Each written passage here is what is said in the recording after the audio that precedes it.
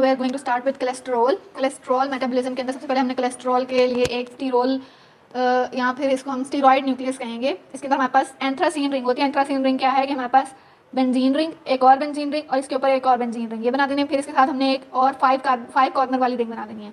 ये हमारे पास steroid nucleus आ गया। इसमें कार्बन नंबर 3 पे हाइड्रोक्सिल ग्रुप अटैच है, 5 6 दरमियान डबल बॉन्ड है। इसके अलावा कार्बन नंबर 10 और 13 पे हमारे पास मिथाइल ग्रुप अटैच है और कार्बन नंबर 17 के ऊपर 8 कार्बन चेन अटैच है। 1 2 3 4 5 6 7 एंड 8 कार्बन चेन अटैच है। इस पूरे को हम स्टीरॉयड न्यूक्लियस कहते हैं। ये कोलेस्ट्रॉल का स्ट्रक्चर है। कोलेस्ट्रॉल के स्ट्रक्चर से ही कोलेस्ट्रॉल से आगे हमारे पास बहुत सारी चीज़ें बन रही हैं। लाइक इसकी हम सिंथेसिस की अगर हम बात करें तो इसकी सिंथेसिस भी हमारे पास एसिटाइल कोए से स्टार्ट होती है। 2 एसिटाइल कोए मिलेंगे, एसीटो एसिटाइल कोए बनेगा। एसीटो एसिटाइल कोए के अंदर हमारे पास एक और एसिटाइल कोए जाएगा जिससे हमारे पास बनेगा HMG कोए।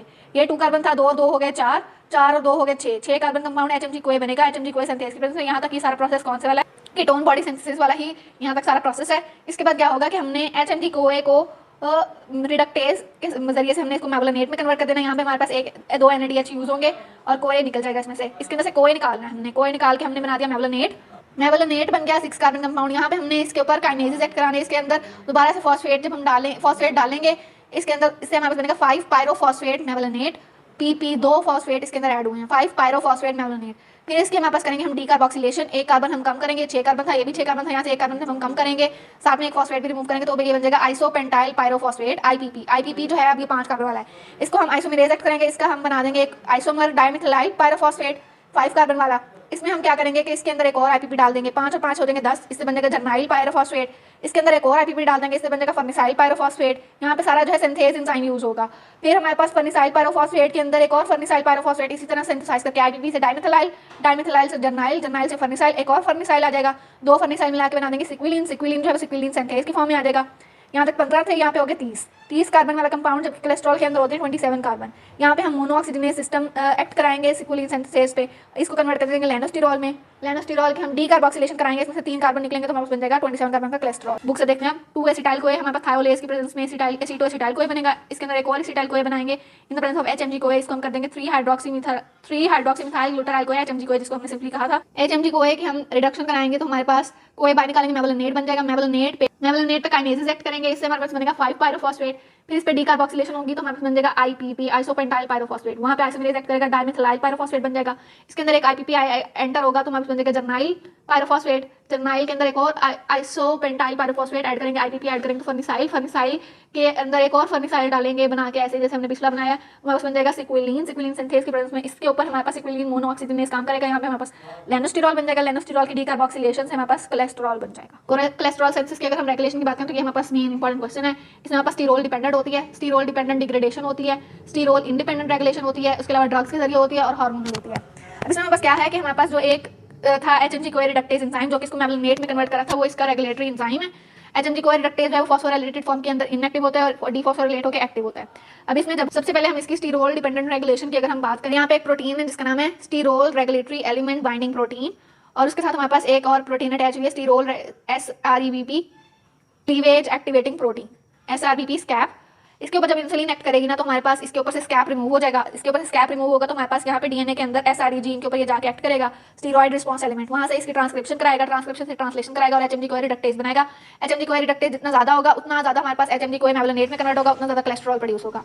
ये होगी इसकी स्टीरोल डिपेंडेंट रेगुलेशन। इसके अंदर क्या है, SREBP जो है ना वो स्कैप प्रोटीन के साथ मिला हुआ है। जब हमारे पास इंसुलिन जो है वो आएगा तो हमारे पास इसके ऊपर से स्कैप रिमूव हो जाएगा। स्कैप रिमूव होगा तो SREBP sterol regulatory element binding protein जाएगी DNA पे, वहाँ पे स्टीरोल रेगुलेटरी रिस्पांस एलिमेंट पे जाके बाइंड करेगी, वहाँ से ट्रांसक्रिप्शन कराएगी, मैसेंजर आरएनए बनाएगी, वहाँ से ट्रांसलेशन से HMG कोए रिडक्टेज बनाएगी, जिससे हमारे पास जो है कोलेस्ट्रॉल की सिंथेसिस ज़्यादा हो जाएगी। ये हो गया हमारे पास एक फर्स्ट वाला स्टीरोल डिपेंडेंट इसकी जो एक्टिवेशन है। अब रेगुलेटेड डिग्रेडेशन कैसे है, अगर हमारे पास कोलेस्ट्रॉल ज़्यादा है तो हमें ये प्रोसेस रोकना है।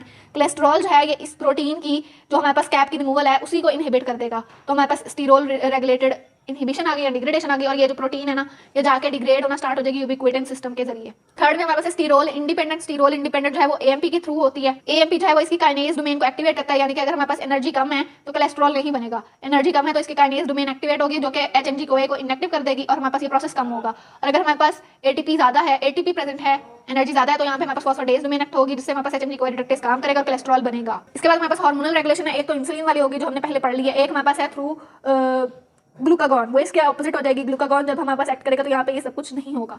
इंसुलिन हमारे पास डीफॉस्फोराइलेशन को फेवर करता है, जबकि ग्लूकागॉन जो है वो इसके ऑपोजिट इफेक्ट रखता है। इसके बाद कुछ स्टैटिन ड्रग्स हैं, ट्रोवास्टैटिन, फ्लूवास्टैटिन, लोवास्टैटिन, रोजुवास्टैटिन, सिंगवास्टैटिन। ये सारे ड्रग्स जो है एचएमजी कोए रिडक्टेज के कम्पिटिटिव इनहिबिटर हैं। ये जब लग जाएंगे, ये जहाँ पे एचएमजी कोए रिडक्टेज ने काम करना है इस रिएक्शन में, तो ये रिएक्शन नहीं होगा और हमारे पास कोलेस्ट्रॉल नहीं बनेगा। कोलेस्ट्रॉल नहीं बनेगा तो ब्लड का कोलेस्ट्रॉल लेवल जो है, प्लाज्मा कोलेस्ट्रॉल लेवल कम हो जाएगा और ये हमारे पास हाइपर कोलेस्ट्रोलीमिया की ट्रीटमेंट के लिए ड्रग्स यूज होंगे। ट्रोवास्टैटिन, फ्लूवास्टैटिन, लोवास्टैटिन, रोजुवास्टैटिन, सिंगवास्टैटिन। उसके बाद हमारे पास आते हैं bile acid and bile salt. Bile acid हमारे पास कोलेस्ट्रॉल से बनते हैं। कोलेस्ट्रॉल पे 7-अल्फा हाइड्रोक्सिलेज काम करता है, वो बनता है 7-हाइड्रोक्सी कोलेस्ट्रॉल में। 7-हाइड्रोक्सी कोलेस्ट्रॉल की चेंजेस से कोलिक एसिड और चीनोडीऑक्सीकोलिक एसिड बनते हैं। चीनोडीऑक्सीकोलिक एसिड और cholic acid primary bile acids हैं।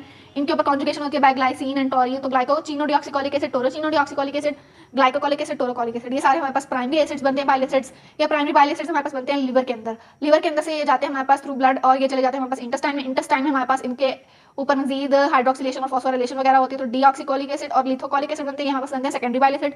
इनके हम सॉल्ट्स बना देते हैं by conjugating them with sodium and potassium. Sodium salts भी बनते हैं इन सबके और पोटेशियम सॉल्ट्स भी बनते हैं। वो बाइल सॉल्ट्स जो है वो इंटेस्टाइन में बनते हैं। 95% जो है उनको रीअब्सॉर्ब कर लिया जाता है, उनको रीअब्सॉर्ब करके ब्लड में लेके आते हैं। ब्लड जो है उनको वापस से लिवर में डाल देता है थ्रू पोर्टल ब्लड। इसी तरह ये रिसाइकल होता रहता है। 0.5 ग्राम जो है वो डेली की एक्सक्रीशन होती है बाइल सॉल्ट्स की, एक्सक्रीशन मतलब, और 0.5 ग्राम ही सिंथेसाइज होते हैं फ्रॉम द कोलेस्ट्रॉल। इस तरह ये साइकिल मेंटेन रहता है। अगर हमारे पास ये बाइल सॉल्ट्स ज़्यादा हो गए हैं तो हम क्या करते हैं, कोलेस्टायरामीन देते हैं। कोलेस्टायरामीन बाइल सॉल्ट्स को बाइंड करके उनके एब्जॉर्प्शन को कम करती है, उनकी एक्सक्रीशन को ज़्यादा करती है। इस तरह हमारे पास हाइपर कोलेस्ट्रोलीमिया ट्रीट हो सकता है।